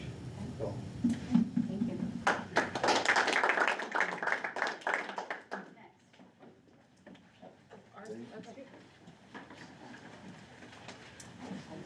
I can hold up. Okay, perfect. Okay, so we also went with some of the main things like window replacement. We figured if we replace windows, maybe heating and cooling will be easier to handle. Roof repairs, fix the heating, the ADA fixtures, remove asbestos, the upgrades to the sound. I know the other thing we decided to do was also do a new school in Millersburg, which then turns Meadow Ridge into only an elementary school, and Timber becomes just a middle school. Instead of just replacing all of the rest of West Albany and doing 2 buildings at South, we kind of were like, well, maybe we divide those funds out and do bigger projects at each one. We'll see if that would work. Lighting replacement, and then the outside. And we actually came in vastly under budget, just saying. Our other one was to actually close Central and North Albany as well, and add some modulars at, or extra building structures at Oak Grove and Takina. Right. And then, yeah, so that was the other concept as well. So anyway, okay.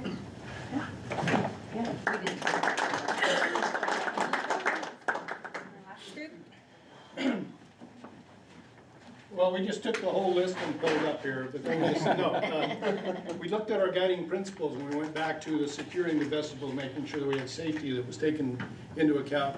And if you go through the roof repairs, which is really, talking about warm and safe. So we need roof repairs, the envelope improvements. Again, as just mentioned, that will help the environment. So we think that the cooling and the heating will have a little bit of an offset, but we definitely need the heating.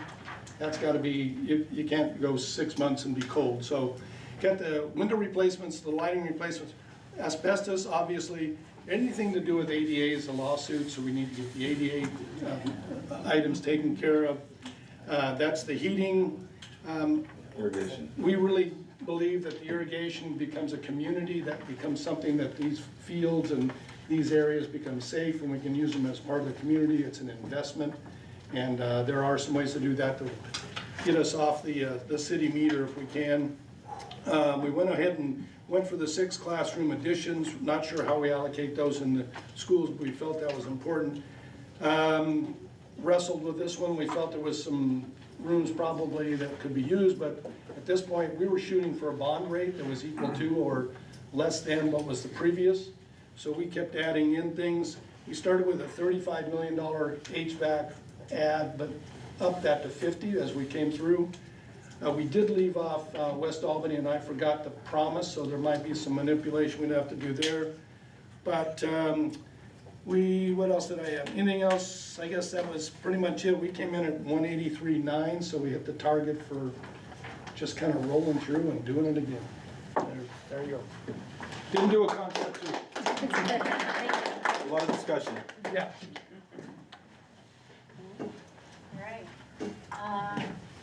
What do you think about all of these different ideas that are coming across? We have a lot of common themes. Yeah. I hadn't heard about this promise either, so that may change the small.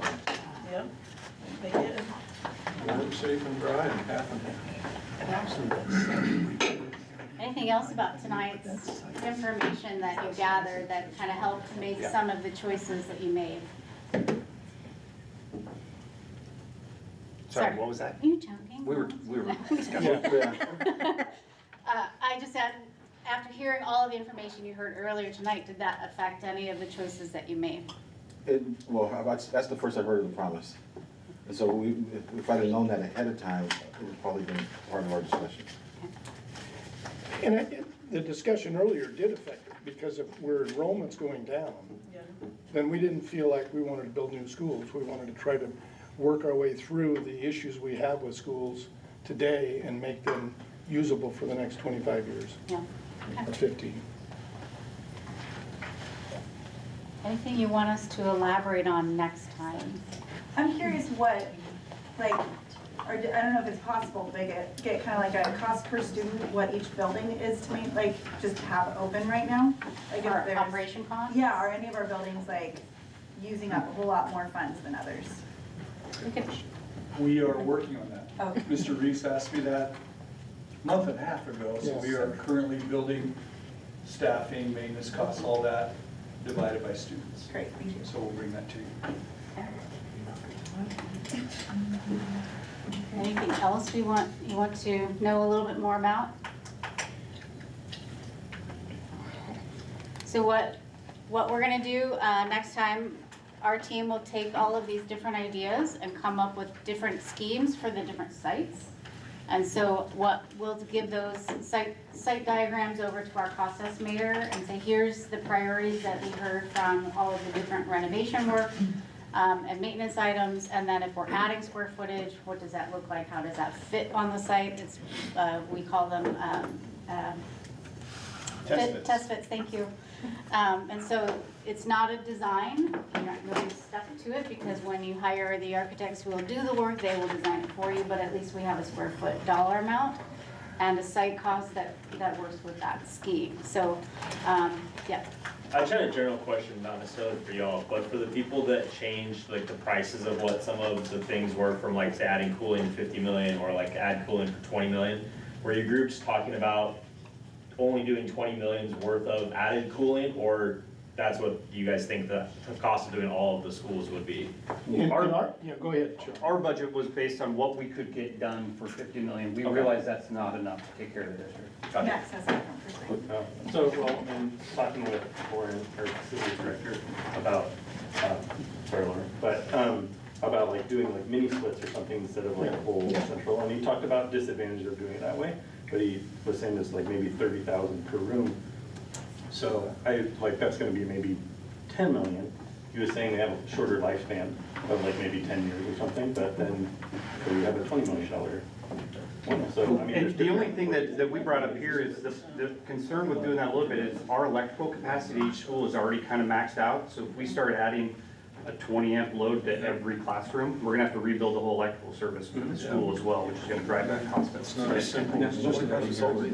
I was just curious on different perspectives, which people were thinking about it, so thanks. We were worried some of us were just really big dreamers, right? I was just curious. Well, we thought that the building envelope improvements improves the overall insulation and environment, and therefore the cooling needs may go down. But we also, first question we had was, which are the prioritized schools that have the hottest, who can't teach? And I think you mentioned it last time, that there were 2 months, or there was a month in May that Liberty can't have class in 4 rooms or something like that.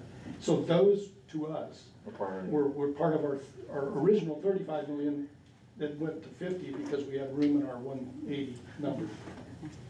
And I'm just surprised that all these brilliant people in this room, nobody brought up solar. I didn't bring it up either, so I'm like, I was just thinking about it right now. Until right When he now. mentioned- When he mentioned power, I'm thinking, Do you have budgetary numbers, like, it's come up a couple times about closing a school or two, like what would that save in operational costs to offset? We can bring that when we get those great. numbers Yeah, for we're operating. building, And- we have 3 different projects we're working on, which is the really cost relate to of site closing a cost, school? maintenance. That is a good question. Because that's like what the we breakdown. talked about. I think There it's has to be a dollar amount. Yeah, that operations needs to be Yeah, just multiple. absolutely. Amy? Right, it doesn't turn into storage. Wasn't there, last time, wasn't there a state requirement in regard to solar? If you spend more than 5 million construction budget, you have to spend 1.5% There you go. of your construction So you don't have to budget think on renewable energy. So it doesn't have, last time we actually kind of pooled all of that onto a couple of sites that had new roofs. Yeah. So it doesn't have to be at every single site, but if you spend more than 5 million on any project, you have to spend 1.5%. Does geothermal qualify under that? And have you had experience successfully with Yeah, geothermal? yeah. We've used that on apartment complexes, super high success rate in cutting costs. Yeah, and it's a great way to bring heat and cooling, you know, Both.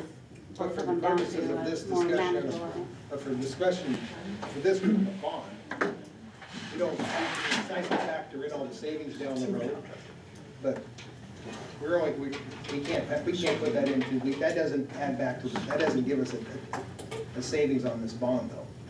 We have to spend 1.5%, so we'll be spending the money on it, whatever we do. Right.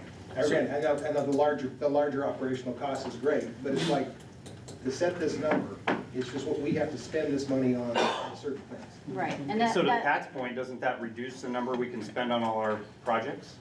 No. It's more money we have to spend. Well, you got 1.5% that's gonna go into solar, or whatever, or geothermal, whatever it may be. Yeah. And that's gonna come out, that's one less, something else that we do. So we have to kind of, maybe have to be held off to the side, so we always see that number. Once we come with a number saying, okay, we come up with X, but here's 1.5% that doesn't do any, it's not gonna put an extra kid in the classroom, it's not gonna put new cameras up at the front door. So we need to know that and pull that off to the side, because, you know, I don't know what other costs we're required to do. I was shocked at your escalator that you had built in. On the west number, I just couldn't believe it. But but maybe those are some other things this group needs to know, and say, hey, great, it's $100 to do that. No, actually, you only get 60. Yeah, and there's, We're gonna spend 100, but 40 of it goes over here that no one's ever gonna see. It doesn't benefit the kids, it doesn't benefit the staff. In a directly. yeah, and it also is site dependent. So if you're spending 3.5 million at one site, you don't have to do solar or green energy, but yes, yes, I I'm just agree. saying, Yes. from large numbers, for our understanding, we're gonna go out and say we're gonna put $180 million to that number, $160 million into it. We're really not. Well, we are. But when it comes to ADA bathrooms, how many ADA bathrooms do we not get to put in because we've got 1.5% going up for something So else? that's the question I ask, is what is the population of kids that require ADA access? And I'm not saying that we don't do it, just what is the population of our students that mobility devices? Well, I think you only need one. That's right. That's right. Just need one. So it's And really, it's higher but there are than special. folks would think, for There sure. are kids Yeah. that need that, there are parents that come that, need that as well. Our So- staff. Yeah, So that's right. Yep. There are energy offsets with the energy, or the Oregon Energy Trust, Energy Trust of Oregon, thank you. It's late, I haven't had dinner. So, Lauren and I were talking about that earlier, like some of these lighting upgrades can be offset with some of those dollar incentives that we get from Energy Trust. And that also includes some of the mechanical upgrades because we've got, some gas furnaces and, you get rebates going to electric. So there are some trade-offs, and it also, it's gonna be hard, at least for our team, but we can at least talk through what percent, because they base it off dollars per kilowatt. So it's kind of a finite number to be able to say, this is how much money we're getting back if we do this. But wouldn't it be fair, just for like the large number discussion, just say 1.5% of $100 million is not cheap. At least have that Right. reminds us, oh, yeah, that's where that's going, just so, and I know the next phase of this whole thing is we have to go out and tell our friends and neighbors on this thing. Yeah, I mean, when we come up, because the plan is to do a site by site, and so we'll list, here's what's happening at this particular project, and then we can put in that 1.5%, yeah. Is there a list of things that was site by site promised, like we just talked about in the last one, that wasn't completed or hasn't been completed yet, that we told people that was going to get done? And was the West like an official promise? Well, no. I'm curious. If it was uttered out loud, it's an official promise. There were statements made in certain audiences. Promise to Susie? I'll speak up for that, because I was on most of those dog and pony shows, and that was specifically said. Yep. We gotta do safe, warm, and dry, and we gotta rebuild this high school, but we can't do it all at once, so we're gonna do X chunk, and the people, whoever attends West and works at West is gonna have to live through having a Frankenstein, which it still is. I mean, it works, but you're gonna have to live through that, so, but, on the next bond, we're gonna finish this thing. Now, we don't have to do it. Or you could do a piece of it. Well, you can do a lot of different things, but the whole thing is that, you also gotta sell the bond. If you don't sell the bond, you don't get the other part of it either. But I also think that gives us a key point too to think about when we're selling this. If we were to, don't promise anything for the next bond, Right. because you don't know what group is gonna be in charge of making those decisions. Well, that's fair, but that's just lay of the land, so it doesn't matter, if you wanna get any money to do anything, you gotta sell, you gotta pass a bond. Well, what's gonna play now? Maybe it's all different now, maybe the community forgot about that, or the people who pass that bond, people that pass that bond don't care, whatever, and they want something else, that's fine. No one knows it or quality. When you've got things like the window replacements, lighting replacements, are those including the cost to do those things at the old part of West? Oh, that's a good question. I believe so. So there will be And offsets there it's too. just, you can't parcel out, Sure. For the whole facility. And that's one of the reasons why the next step is to take it site by site, so that number would potentially decrease if we decided not to put money into a certain site because it may potentially close, then you're just looking at particular sites on window replacements, so. But yes, to answer your question, we've been working with the district to confirm all of the critical facility upgrades that have been done, so. Yeah. So do those costs include the cost for people like you or construction management and everything, so they're all built into? Yeah. Yes. Yep. That's why it's a lot. You're expensive. But you're worth Any other questions? You asked us what we thought about all of this. My question is, what did you want to get from us thinking about with this exercise? Priorities, it's a good discussion about, what maintenance items or repairs that we can come up with and agree upon. There's a lot of similarities, so, and then a lot of discussion about what replacements, is it an elementary, is it part of the high schools, is both of the high schools? So there's a lot of similarities in the conversations. And so we don't get to decide what's in your package, in your bond.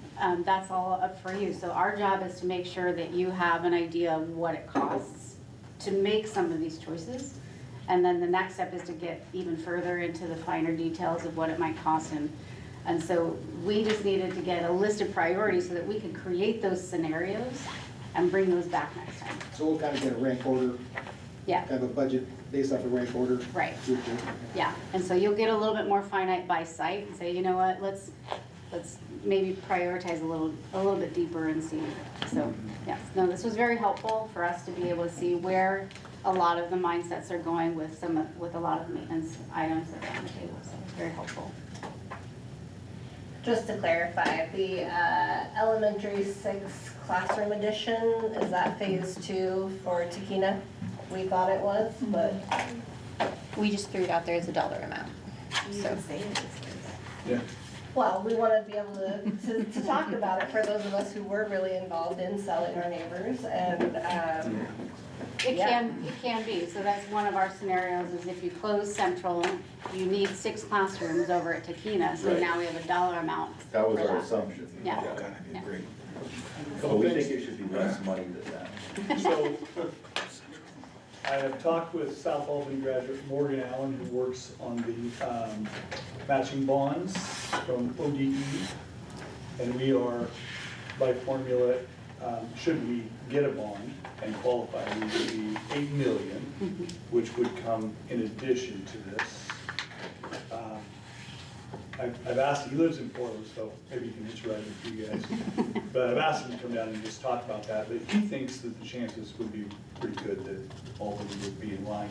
Mostly because the priority group, we might be 120 on the list, but anybody that's got a bond since it began has dropped off. And the second thing is, very few districts at any given time are actually going for a bond. And so he sees different conditions which make it more likely than not that 8 million would be available there. Yeah. So that, we can hopefully get a firmer idea. But you can't really know until you get a little closer and then you begin to see who is actually going. But that's a potential. Yeah, every presentation we've seen from ODE in the last 2 or 3 conferences, there have been a very low number of districts going out for money, or going out for the Awesome Grant, and for a bond, and so they've had excess every year. Yeah, and we've worked with districts that have been the lowest on that list. Black Butte School District is an example, very small, but they got their match. So it's very rare that folks don't get that match. The other thing I would just ask that you guys consider, I gave you Kissinger the last time, right? Distinguished between what can ultimately be accomplished and what can be accomplished in a given period of time. One of the things that typically are hard on bond efforts is a simultaneous closing of schools unless kids are moving to a new school with all their friends, right? That is generally headwind, so to speak, when you do that. So we'd have to, and I've really appreciated the thinking you guys gave tonight, but what that looks like in time, I think is a really important thing, right? But it's also true, and I told Tim at the break in the first meeting, we do have 14 elementaries. That is high for a district of 9,000 kids, right? So that's true as well. But it doesn't mean we have to do it all at the same time, right? So I'd ask you guys give thought to that as well. I do appreciate though how you guys saw these listings, and many of you guys just jumped off to, hey, what about this, right? So that was good, and I think some people felt confined with that. That doesn't mean it's not something that we will consider and develop the numbers. One thing I left off our list until I just thought about it, that could lower our irrigation numbers, is we need to budget for turf on the baseball and softball fields at high school. Absolutely. We left that off. How did that not get right up there with the priorities? I had it included in the 9A. We're gonna look at the current turf and see that because we're now at the point It's where. time to replace. How long has it been, 10 years? Tracks as well. Yeah, it seems like Tracks. it's just Tracks as been well. no time. Yes. If the district decides to go forward with a bond, will Nelson come back in and do more survey Yeah, and to try to find? absolutely. You things? guys ran 2 from Nelson in the last bond. One of the things, we can argue here and say, hey, this won't go, whatever's been promised or whatever, or this would be something that everybody would go for. And there's probably a little bit of electoral truth in what Pat says. But this group, we can be in a theoretical place and then test that with JL. Okay. Rather than argue about it. So we say, this won't go, or this has to be present. We can test those items, which is exactly what the last group did, as I recall. You build something, and then you can test it to determine each element and the relative support for it. So this is November 26th ballot, right? Next year? Or November 26th? You don't actually retire the bond until 27 fall, so May So 27. you're just re-upping it, right? We're upping it. So public safety levy just passed for another 5 years for us, and it just passed for the sheriff's department as well. Yeah. So it shouldn't be a problem. We won't have anything on the ballot. No, I agree with that. That was more the timing that Carol showed you guys. The bond will decline to $1.10 in 2027 fall. So you won't have any election competition from us. Thank you. Yeah. Hey, thank you guys for your great thoughts. Leave your name tags, please, on your table, don't kidnap them. I should have fixed my name.